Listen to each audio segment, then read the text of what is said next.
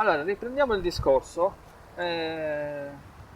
Voglio che tu ci chiarisci dal tuo punto di vista, in base anche ai tuoi studi, dai tuoi maestri, insomma, dalla tua scuola, ehm, perché c'è una teoria che parla di pozzi sacri femminili e pozzi sacri maschili.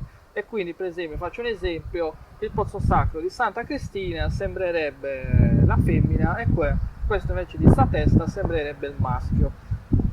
Tu cosa ne pensi di questi discorsi, questi studi? Perché ci sono un po' di contraddizioni uno con Sì, l'altro. esatto, ma io credo che più che contraddizioni siano pensieri differenti, Sì, quindi dipende da che cosa uno vuole vedere in sostanza. Dal mio punto di vista non credo nella distinzione tra maschio e femmina, perché nelle antiche civiltà non dico che fossero alla pari, ma forse il maschio e la femmina erano quasi alla pari perché comunque insieme generavano vita, quindi non capito. c'era uno Sì, più importante e uno sì, meno importante.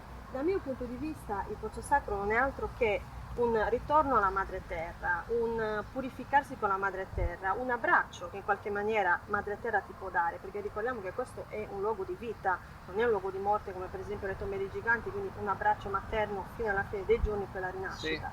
Questo è più una cosa spirituale, una cosa ho capito. psicologica, quindi non credo e non ti posso dire, anche perché un mio caro maestro della soprintendenza mi diceva sempre, Ludica, ma noi cioè i giuragici o i prenuragici conoscevano l'organo femminile, conoscevano l'organo maschile, non dico dal punto di vista visivo perché logicamente si Sì, tu saranno dici visti, un po' chirurgico per esatto, sapere anatomia, anatomicamente. esatto, perché cioè, operavano, facevano i chirurghi, estraevano le, Sì, le cose dall'interno, oppure sì, per loro era tutto, logicamente, perché non avevano gli stessi strumenti che abbiamo noi oggi, tutto dato dalla divinità, dalla natura. Quindi questo credo che sia importante, più che sì, stabilire se sono maschi o femmine. Si sa, e lo sapevano anche loro, che l'unione del maschile e sì, femminile crea. Quindi non credo che si soffermassero su quello, credo che si soffermassero più sulla simbologia che si poteva avere in quel momento, sì. ho capito, ho capito. Se si rompe, ti cade e ti fa il modello e ti fa una tua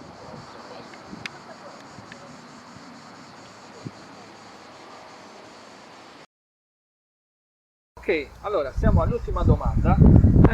Come sapete, l'ultima domanda è quella più scomoda, generalmente la lascio sempre all'ultimo.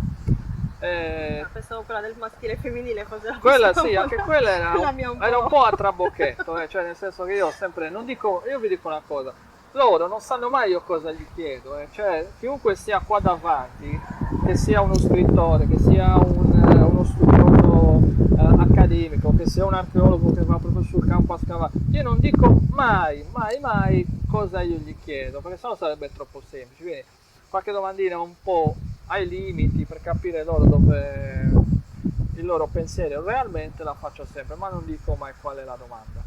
Allora, quella di prima l'abbiamo fatta e ti faccio l'ultima, ed è che in questo momento parliamo di archeastronomia, questo è l'argomento di questi mesi e di questa estate.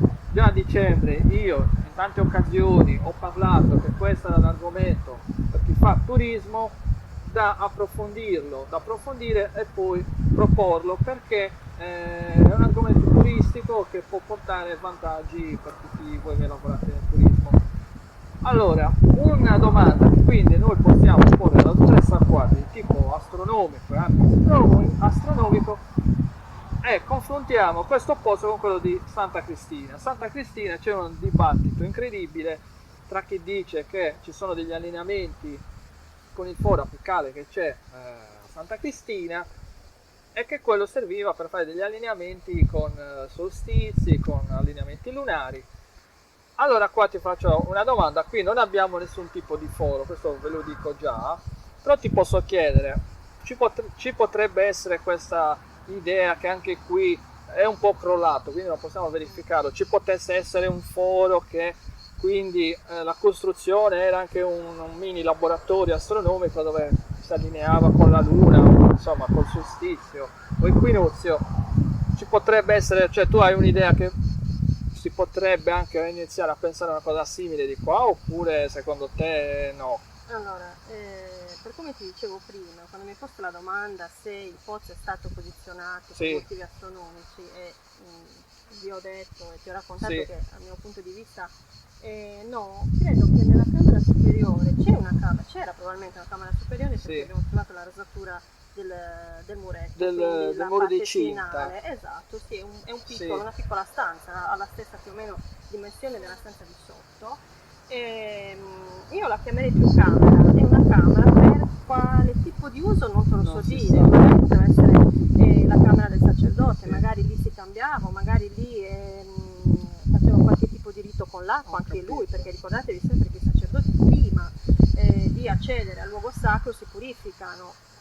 Non cambia nulla con i sacerdoti di oggi, nel senso Ho che la capito, figura quindi tu fai un sacerdotale raffronto tipo come potrebbe essere oggi. assolutamente, perché la religione può cambiare nomi, può cambiare divinità, ma il Sì. rituale diciamo è sempre Ho lo capito. stesso. Non ci dimentichiamo il battesimo di oggi con la purificazione dell'acqua di prima, Sì. l'acqua ha avuto la solita funzione, il fuoco lo stesso. Quindi come oggi il nostro prete, il nostro parroco ha una sagrestia o una stanza per lui, niente di altrettanto in pozzo sacro, essendo siti legati alla sacralità, avessero una camera tutta per loro. C'è tutta una preparazione che secondo me il sacerdote doveva affrontare per mettersi in contatto con la divinità, Sì. perché lui era il tramite della divinità, quindi Esatto. aveva bisogno del suo posto. Allora, siamo arrivati alla conclusione. Io ti ringrazio tantissimo per il tuo tempo che ci hai dedicato, per la spiegazione di questo posto, perché sinceramente non ho visto molte spiegazioni di questo posto qua, e quindi finalmente potete venire qua, ascoltarvi questa intervista, questa spiegazione della dottoressa Bacci e capirne un po' di più. Rimanete qua, avete già in mente il suo racconto, quello che ci ha descritto, di anni di studio.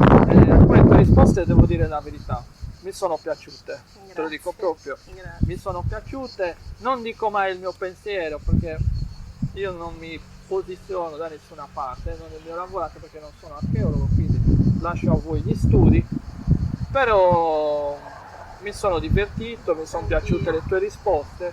Vi dico già che con la archeologa Bacciu ci ritroveremo in un altro posto che io ritengo è poco conosciuto, ma che è veramente eccezionale perché è tenuto benissimo, ed è una tomba dei giganti veramente bella. Non vi dico il nome, non ve lo dico prima. Ci devono seguire, seguiteci. Esatto, no, prima non ve lo dico perché non dico mai dove vado, lo sapete, non dico mai né dove vado né con chi sono. Come le domande, non dici mai nulla. Esatto, no, io vi presento il lavoro lì fatto e voi poi ve lo guardate, vi fate le vostre opinioni, però io ho sempre il massimo rispetto dei posti dove vado e delle persone che ho a fianco, perché potete essere d'accordo o non d'accordo, chissà, però sono sempre persone che studiano veramente tanto questi argomenti qua.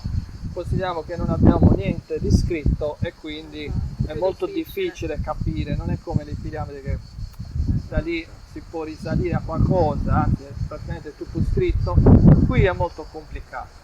Ti ringrazio ancora, ci vediamo prossimamente, anche a voi vi saluto, alla prossima, ciao. Ciao.